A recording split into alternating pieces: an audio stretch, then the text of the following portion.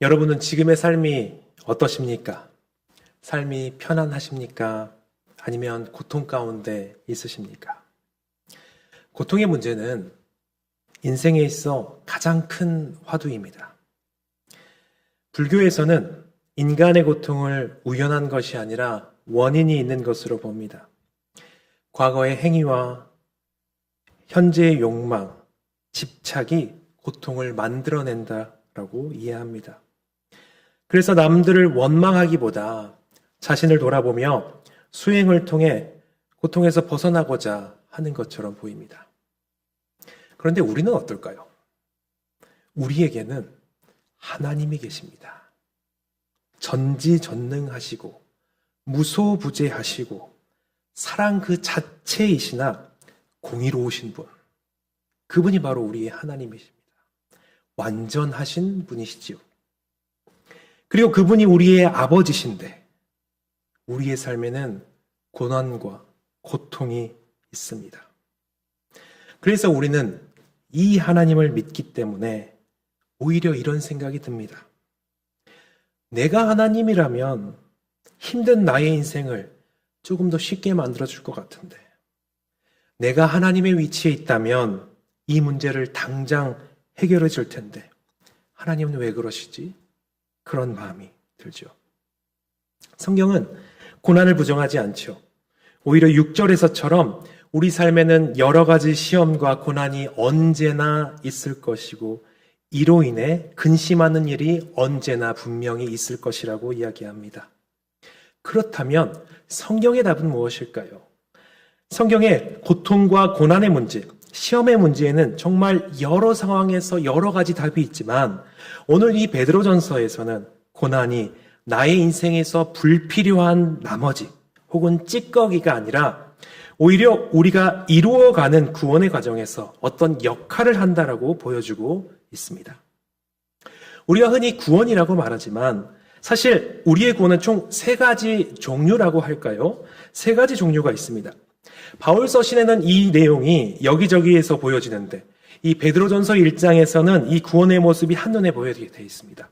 2절과 3절에서는요, 영원 전부터 택함받은 임의의 구원이 보여집니다. 그리고 5절에서는 마침내 우리가 받을 구원에 대해서 보여주고요.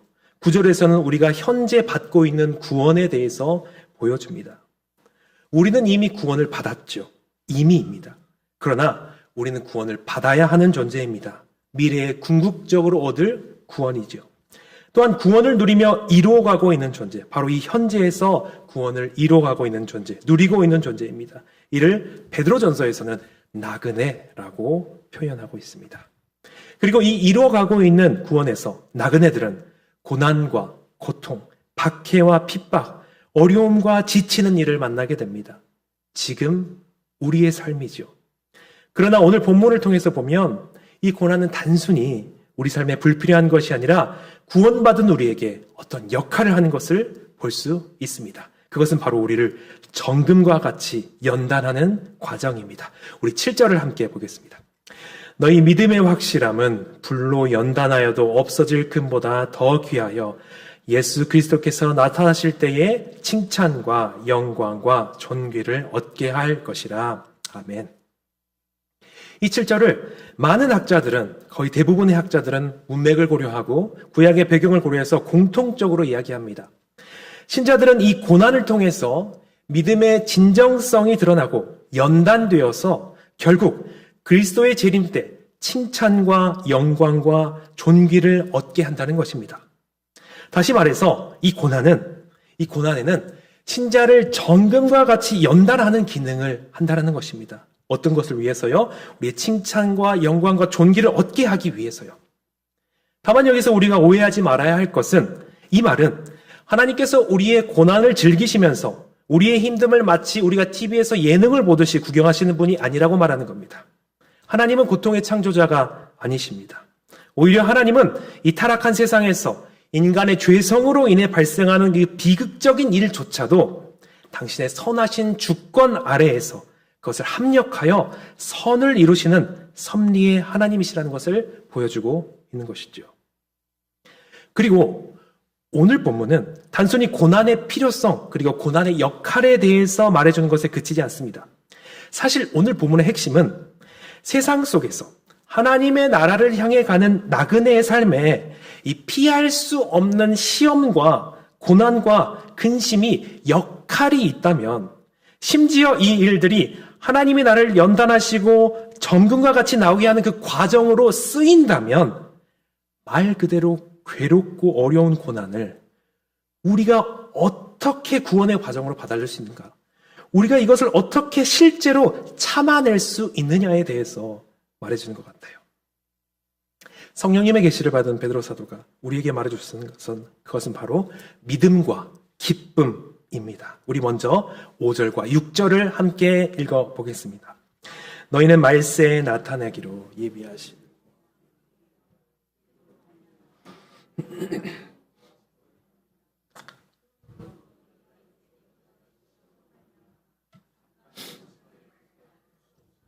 오히려 크게 기뻐하노라. 아멘. 우리가 저번 시간에 함께 나눈 것처럼 하늘을 향한 나그네들이 고난 속에서 크게 기뻐하고 위로를 얻는 힘이 있는데, 이것은 산 소망이 있기 때문이었습니다. 이 신자는 이 확실한 소망, 100%의 소망으로 썩지 않는 유업을 기대하면서 위로를 받을 수 있습니다. 또 이 땅에서 나그네들은 그 마지막에 있을 하나님이 주실 그 칭찬과 영광과 존귀를 기대하며 이 땅에서 힘을 얻을 수 있지요. 이 모든 것을 한 단어로 5절에서 예비하신 구원이라고 표현하고 있습니다. 그리고 베드로는 이 5절과 6절에서 우리가 고난 가운데서 기뻐할 수 있는 이유는 바로 이 예비된 구원을 하나님께서 보장하신다는 점에 있습니다. 다시 한번 말씀을 드릴게요. 우리가 고난 가운데서 기뻐할 수 있는 이유는 우리에게 그 예비된 것이 있는데, 그 예비된 것이 우리에게 보장되었다는 것에 있어서 우리가 기뻐할 수 있다라고 지금 말하고 있는 것입니다. 하나님께서는 우리가 단순히 이 유업을 소망하는 것을 넘어 궁극적으로 구원받게 하시기 위해서 하나님의 능력으로 보호하고 보존하십니다. 여기서 보호하신다는 의미는 밖에 있는 적이 나를 공격하는 것에 대해서 보호하신다는 것과, 또 내가 이 구원으로부터 떨어지는 것을 보호하신다는 것입니다. 밖에서의 위협과 안에서의 위협에 대해서 모두 보호하신다는 거죠. 이것을 우리가 로마서에서 사실 볼 수 있습니다. 로마서 8장 38절과 39절인데요. 우리 화면을 보면서 함께 읽어보겠습니다.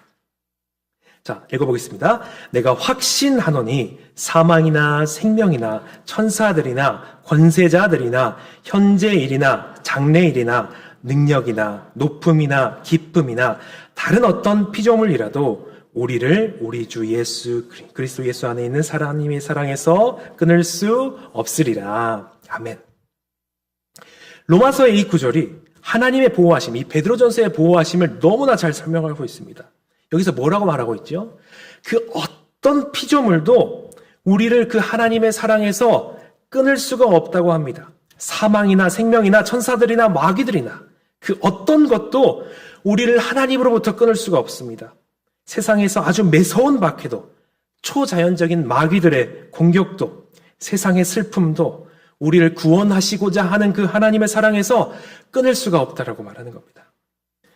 그런데 잘 생각해 보면 이 말은 우리 자신도 피조물이기 때문에 내 자신도 나를 향한 그 하나님의 사랑에서 끊을 수 없다라는 것입니다. 사실 우리가 예수님을 믿으면 이 고난이 힘들고 어려울 수 있지만 이 고난 가운데서 더 힘든 것은 나의 내면의 연약함 때문입니다.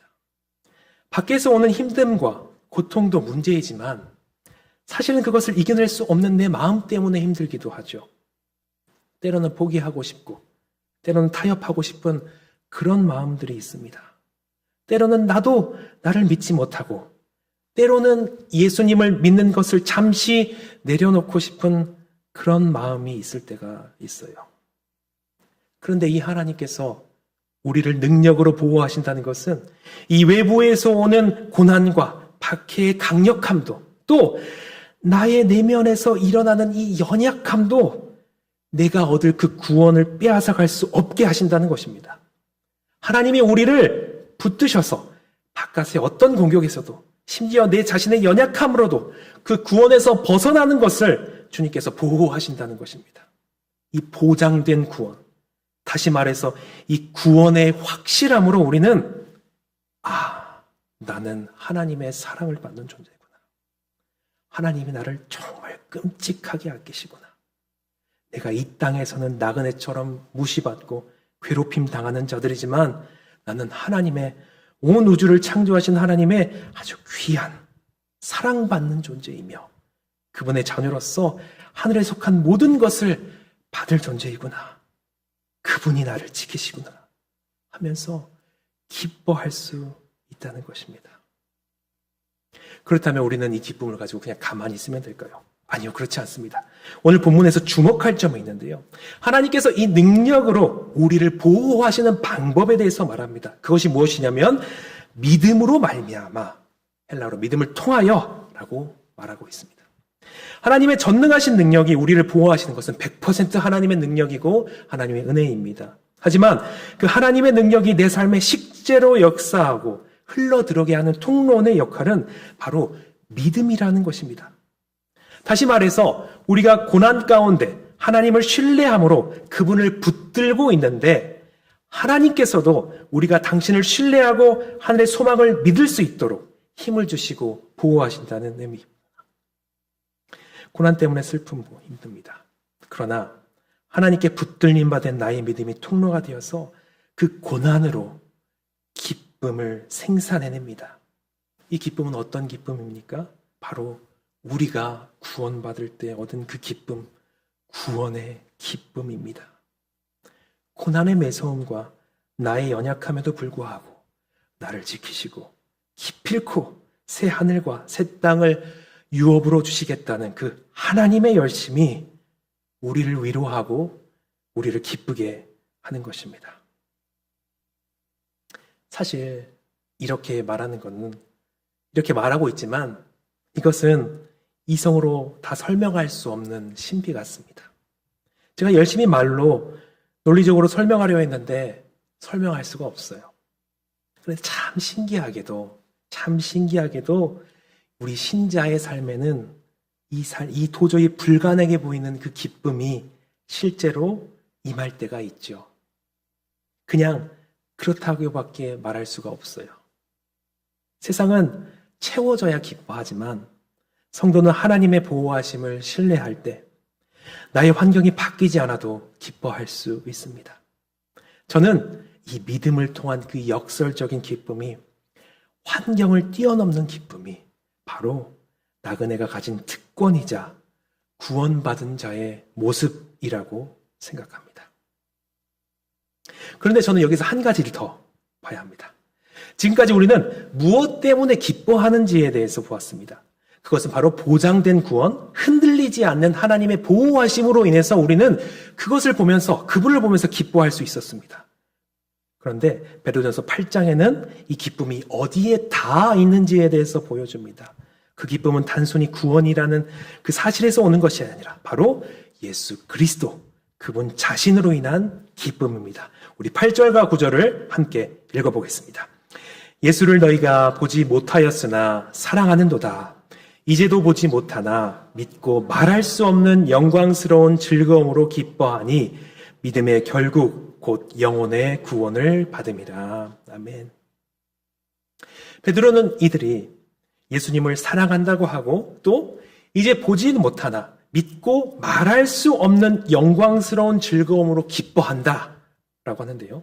여기서 믿다 앞에 하나의 전치사가 있습니다. 헬라어로 에이스라는 전치사인데요. 방향을 나타내는 것입니다. 보통 신약 성경에서는요, 믿는다라고 할 때는요, 나는 예수님을 믿습니다. 우리가 흔히 말하죠. 나는 예수님을 믿습니다. 라고 말합니다. 그런데 여기서 뉘앙스는 나는 믿음으로 예수님 안에 들어갑니다. 라는 뉘앙스를 가지는 것입니다. 신약 성경에서 굉장히 드문 케이스이기 때문에 굉장히 독특한 표현이죠. 나는 믿음으로 예수님 안으로 들어갑니다. 라는 의미가 됩니다. 베드로는 이 고난 속에서 신자가 단순히 예수님을 믿습니다가 아니라 내 존재 전체가 예수님 안으로 들어가서 그분과 완전히 연합되는 그 계속된 믿음을 말하는 것입니다. 바로 요한복음에서 나오는 것처럼요. 이 믿음은 단순히 한 번만 믿습니다가 아닙니다.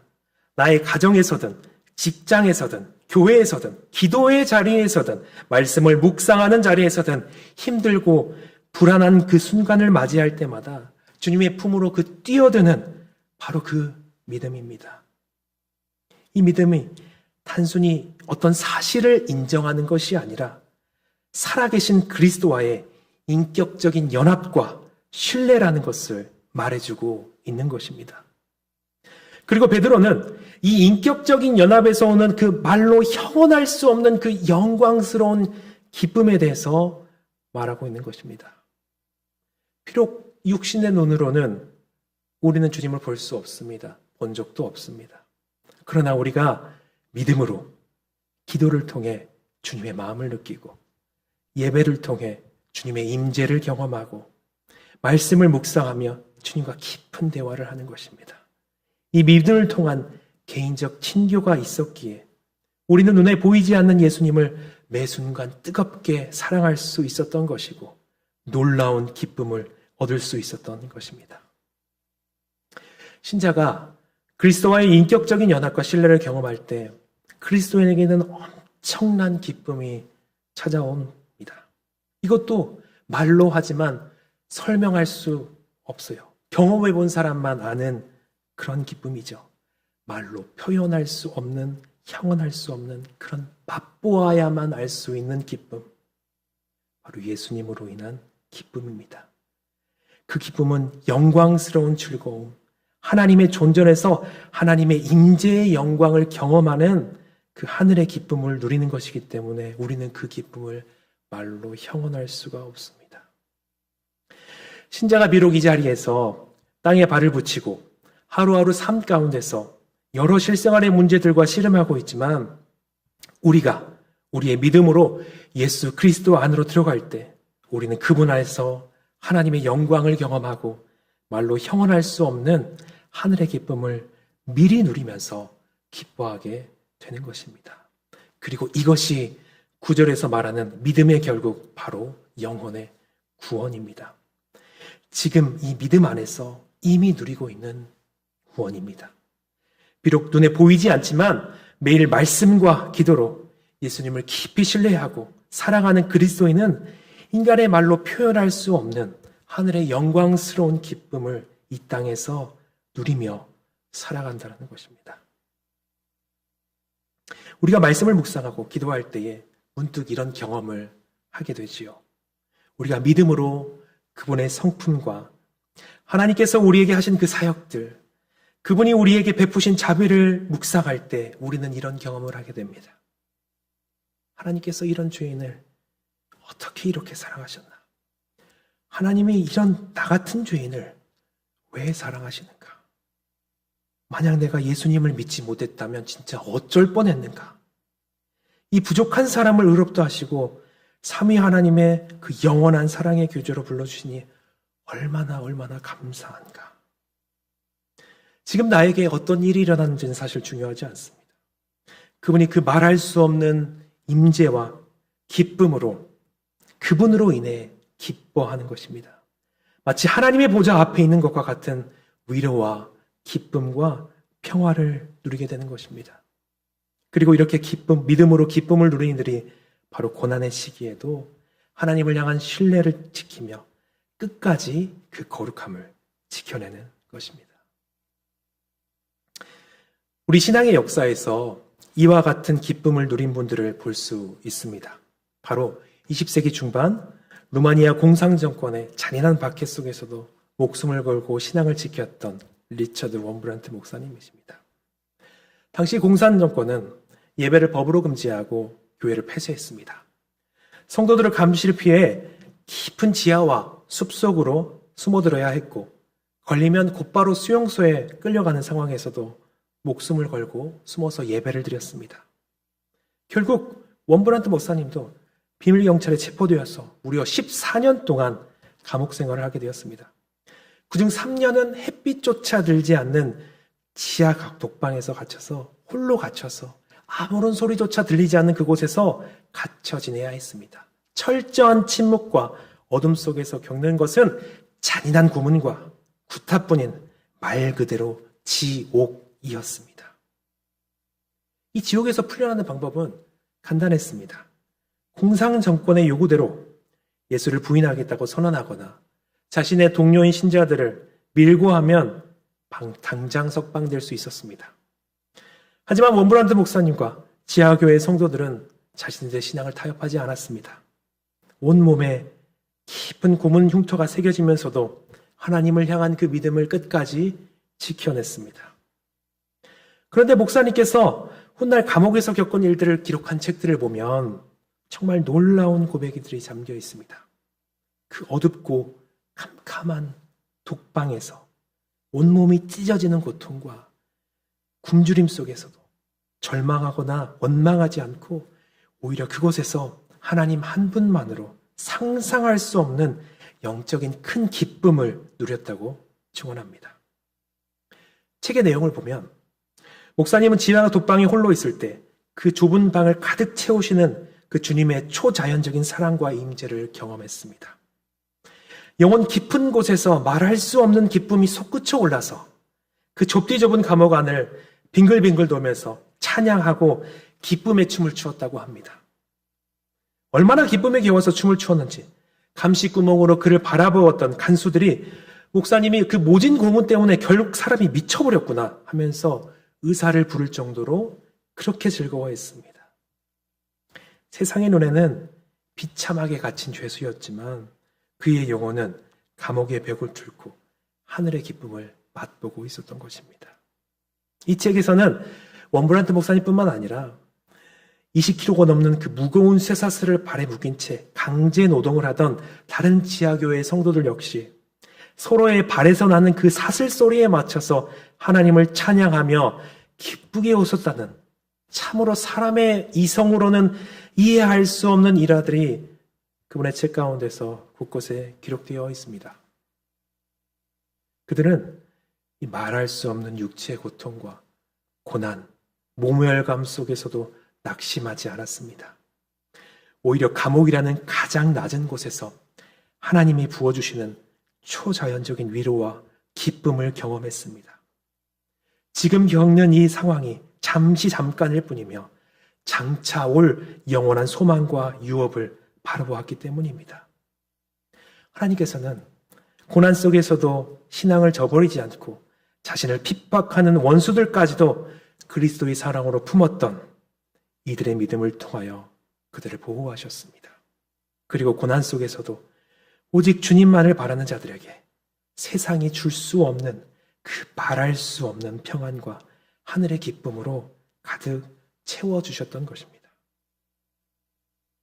주님께서 사랑하시는 동역자 여러분, 저는 지금 고난을 만났을 때 억지로라도 기뻐해야 된다라고 말하는 것이 아닙니다. 고난 가운데 기뻐하지 못해서 정죄감을 가지라고도 말하는 것이 아닙니다.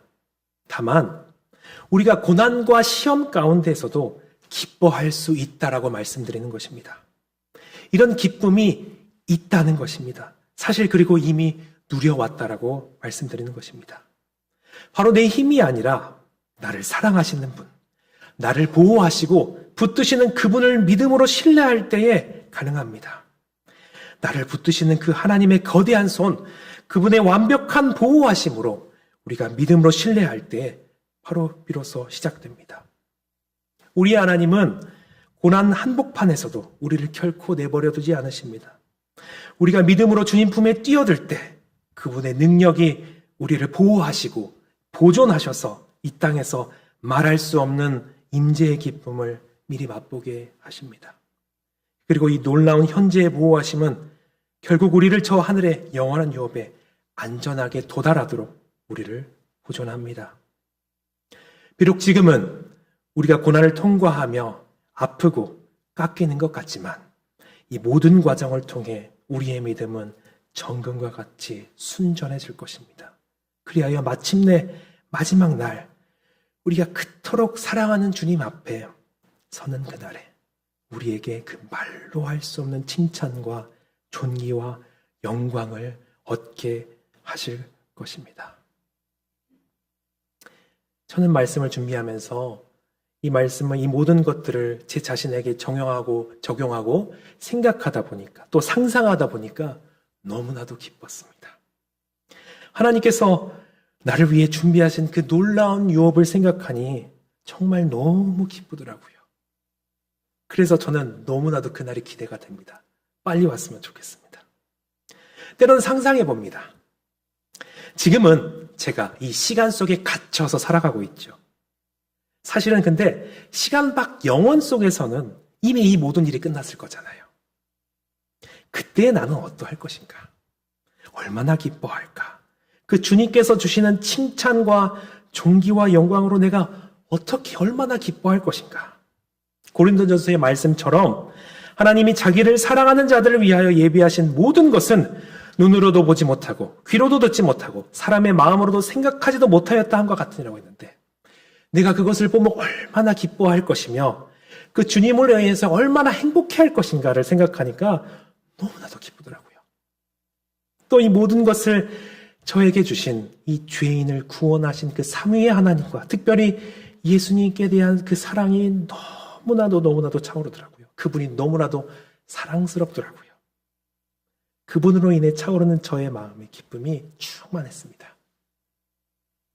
그래서 저는 기대하고 또 기뻐하고 다짐했습니다. 내가 이 땅에서 잠깐 사는데 그분을 신뢰하며 살아야지. 그분이 주실 그 상을 바라야지. 그리고 지금 여기에서도 그 천국을 하나님의 임재를 누리면서 살아야지라고 다짐했습니다. 그리고 그때 깨달았습니다. 주님께서 이 말씀을 통해서 지금 나의 믿음을 통하여서 기쁨을 주시고 산소망으로 붙드시는 거구나. 성령께서 지금 일하시는 거구나. 이 말씀의 대상자가 나구나. 나아가서 이 말씀을 듣는 모두에게 동일한 기쁨과 평안을 부어주시며 우리를 든든하게 붙드시는 것이구나 라고 생각하게 됐어요. 동시에 우리는 이토록 놀라운 보호하심에서 살아가면서도 왜 일상에서는 이 기쁨을 자주 놓치면서 살아갈까라는 생각이 들더라고요. 저는 어쩌면 우리가 이 하늘의 유업이나 마지막 날에 주님께 받을 그런 영광보다 지금 내 눈앞에 있는 인생의 문제들을 더 깊이 묵상하고 있어서가 아닐까 그런 생각이 들었습니다. 때로는 기도의 자리에 나가서도 우리가 그렇죠. 기쁨의 원천 되시는 그 예수님을 바라보기보다는 당장 채워져야 할 나의 삶의 결핍들을 더 묵상하느라 마음을 다 빼앗기곤 합니다. 정작 예수님이 어떤 분이신지 그분의 성품과 사역이 얼마나 신실하신지에 대한 깊은 감사와 신뢰는 자주 놓쳐버리곤 하죠. 어쩌면 우리는 주님 안으로 깊이 뛰어드는 그 인격적인 사귐보다 주님의 주변만 머물면서 염려를 반복하는데 그런 데서 머물러 있었는지도 잘 모르겠습니다. 하늘의 기쁨이 흘러들어오는 그 믿음의 통로를 내 안의 걱정들로 잠시 막아두었던 것이죠. 참으로 안타까운 우리의 모습입니다. 말씀을 정리하겠습니다. 사랑하는 동역자 여러분, 원브란트 목사님을 이야기했고 또 그분과 함께 고난받았던 이들에 대한 이야기를 했지만 사실 이분들처럼 극한의 상황이어야 하지만 이 기쁨을 누릴 수 있다고 말하는 것이 아닙니다. 저는 이분들이 특별한 분들이셔서 이분들이 특별한 상황이셔서 그런 기쁨을 누렸다고 생각하지 않습니다. 왜냐하면 베드로 사도가 오늘 편지를 쓰면서 생각하고 있는 그 편지의 사람들은 지금 이 자리에 있는 우리들과 닮은 사람들입니다. 예수님을 눈으로 본 적도 없고 화려한 신앙의 역사도 없고 그저 하루하루를 일상을 살아가는 그런 시험과 고난을 버텨내는 평범한 나그네들이었습니다. 그런데 그 나그네들에게 베드로가 너희가 지금 기뻐하고 있다라고 말하고 있습니다. 어떻게 그게 가능합니까? 상황이 바뀌어서가 아닙니다. 고난이 사라져서가 아닙니다. 믿음으로 예수 그리스도 안으로 들어갈 때 그분이 직접 우리의 영혼을 채우시기 때문입니다. 그 기쁨은 세상이 만들어낼 수 없는 기쁨입니다. 하늘에서 흘러내려오는 기쁨입니다. 설교를 마치면서 이렇게 권면하고 싶습니다. 저에게도 권면하고 싶습니다. 우리 믿음으로 그분 안으로 뛰어듭시다. 지금 기도의 자리에서, 이 예배의 자리에서, 또한 말씀 묵상의 자리에서 믿음으로 예수 그리스도의 안으로 들어갑시다. 그러면 하나님께서 우리의 영혼을 채우실 것입니다. 말로 다 표현할 수 없는 하늘의 영광스러운 기쁨으로 채우실 것입니다. 그리고 그 이 기쁨 안에서 하나님께서 우리를 붙드실 것입니다. 그 기쁨 안에서 하나님의 능력이 우리를 지키실 것입니다. 그리고 그 기쁨이 마지막 날 우리가 주님 앞에 설 때까지 우리를 끝까지 이끌어갈 것입니다. 오직 믿음으로 주님만을 신뢰하며 주님이 주시는 기쁨으로 충만하시는 우리 모두가 되기를 소망합니다. 우리 함께 기도하겠습니다. 우리 첫 번째로 말씀을 생각하시면서 기도하실 때 첫 번째로 세상의 결핍 속에서도 내 영혼의 구원의 기쁨을 회복시켜 주셔서라고 기도하셨으면 좋겠고요. 두 번째로 또 기도하실 때 믿음으로 예수님의 품에 뛰어들어 인격적인 연합의 기쁨을 누리게 하여 주옵소서라고 기도하시고 또 말씀을 들으시면서 생각나는 것들을 위해서 우리 함께 기도하겠습니다. 살아계신 하나님 아버지, 주님께서 우리를 사랑하여 주시옵시고 우리를 구원하여 주셨습니다. 또한 이 고난 가운데 현재의 구원을 누리는 이 삶 가운데서 우리를 내버려 두지 않으시고 우리를 보호하시고 보존하심에 대해서 고백합니다.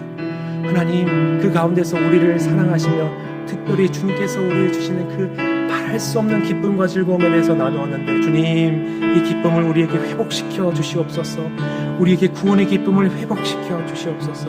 우리가 구원받을 때 얻었던 그 말로 할 수 없는 하나님께 주시는 그 기쁨을 회복시켜 주시옵소서. 또한 주님, 우리가 그 예수님으로 말미암아 기뻐하는 그 삶, 믿음으로 예수님과 인격적으로 연합하면서 그분의 사랑이 느껴지고 그분께서 말씀하신 그 마음이 느껴지는 그 모든 일들 가운데서 충만하게 채워지는 그 기쁨을 누리게 하여 주시옵소서. 그리하여서 우리가 지금 육신의 눈으로 그리스도를 볼 수 없지만, 지금 이 고난 가운데 주님을 볼 수 없지만 함께 하시는 그 하나님과 일하시는 그 하나님으로 말미암아 우리가 기뻐하는 모두가 되게 하여 주시옵소서.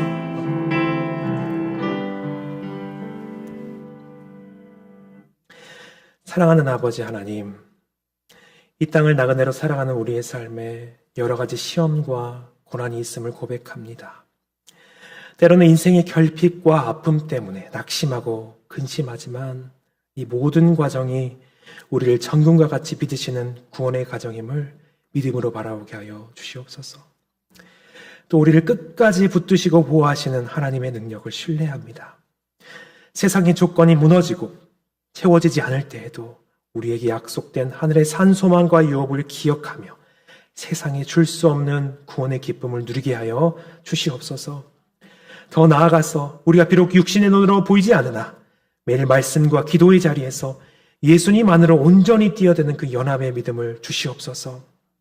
그 말로 형언할 수 없는 영광스러운 기쁨이 우리 심령에 가득 차오르게 하여 주시옵소서.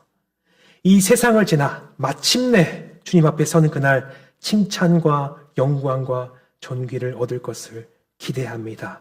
예수 그리스도의 이름으로 기도